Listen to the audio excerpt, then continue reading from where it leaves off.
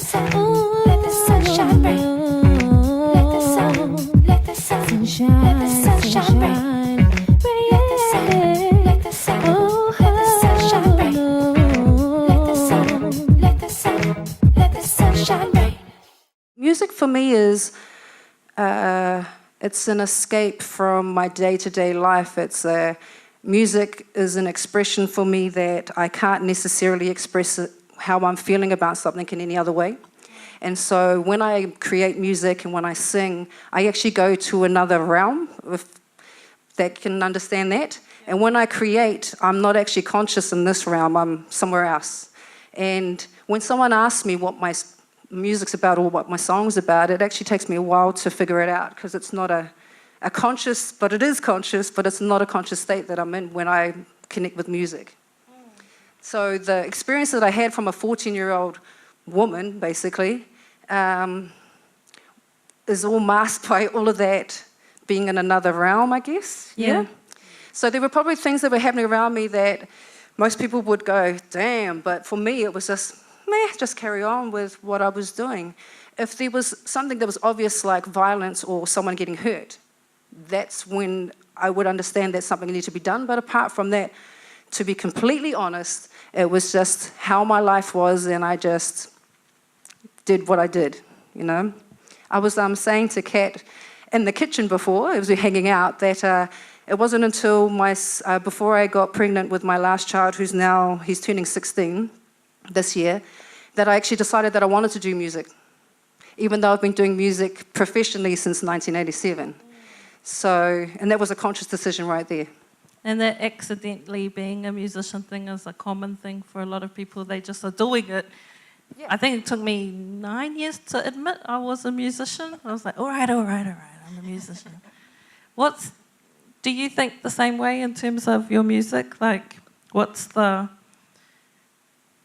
you, do you kind of go to another place with it? Is it a release kind of thing? Is this for me? Yes, this is for you, Nikolai. Totally. I think there's things that you don't want to see or you don't want to hear, and music is kind of a way you can just, well, for me personally, I lock myself in a room and I just do what I need to do. And it's real nice to just like think about it, and might not make sense to other people, but it makes sense to you. And I think that's the most important part, is that it's helping you in a way. I think that's where I'm trying to go. Yeah.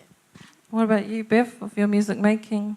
Yeah, I was thinking of it, it's kind of like this like alter ego in a way for me, like having like Ducklingmonster isn't, and the person that I am on stage is not, in the music is not who I am in my day-to-day life, but the music scene, I think, is not a separate, like that's just a personal in the art performance side of it. What's the differences between, like, what does Ducklingmonster give you the autonomy to do? It's a bit hard to put my finger on there. It's kind of like, I was thinking of it, it's a bit like a kind of dreamy state. Yeah. Like a... For me, it's a bit of an avatar. Like, it's just like it's like a mask that is totally the real me if I had no filter or I had complete kind of political freedom.